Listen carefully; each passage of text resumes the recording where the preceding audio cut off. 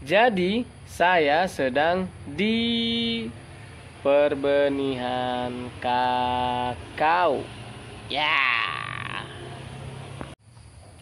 Jadi saat ini kita sedang memproduksi sekitar 20.000 benih kakao terstandar ya.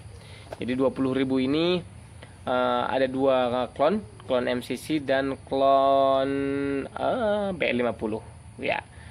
MCC 2 ya, MCC 2 dan BL50. Jadi kita memproduksi sekitar 20.000 lebih pastinya ya.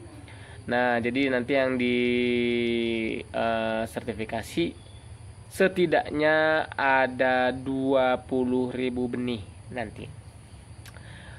Nah, jadi kami masih di sini masih dalam proses penyambungan.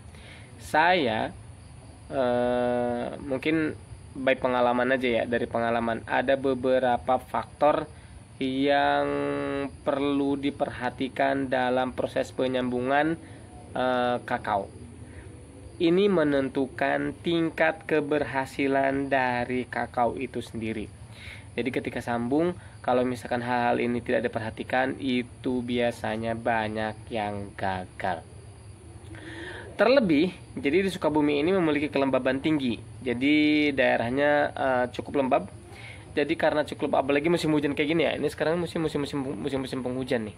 Musim penghujan kayak gini itu rentan banget terkena serangan jamur. Jadi ujungnya jadi lembab kena jamur, akhirnya dia banyak yang mati gitu.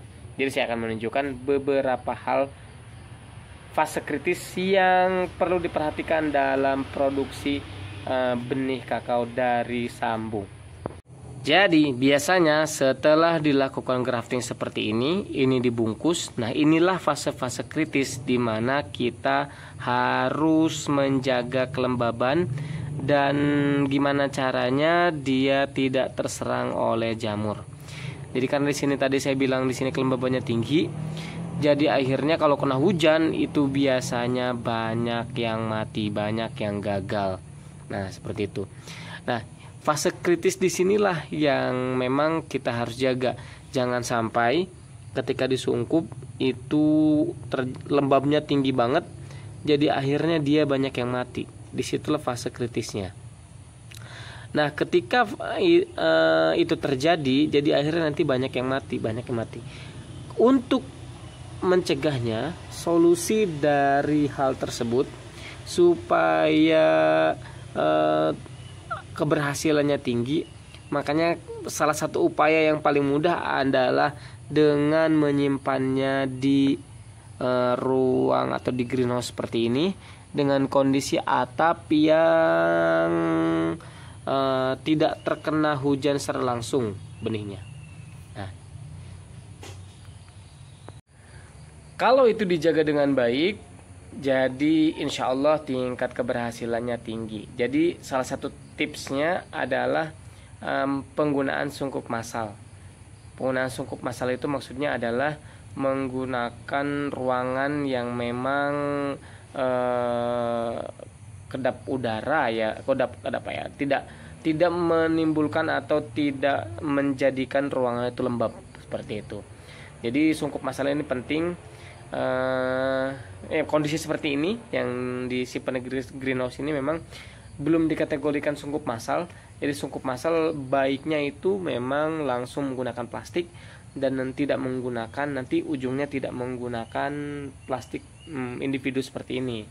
Nah, nanti dia akan tingkat keberhasilannya akan lebih tinggi.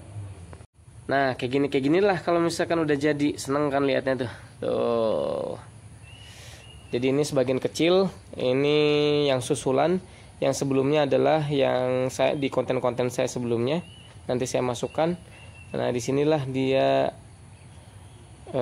diperbanyak atau di grafting.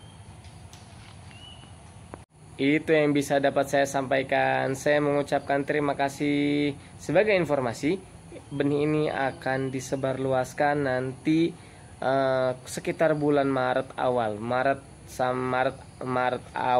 akhir, sampai Maret akhir, bulan Maret lah intinya. Saya mengucapkan terima kasih banyak. Saya tutup. Assalamualaikum warahmatullahi wabarakatuh. Dadah.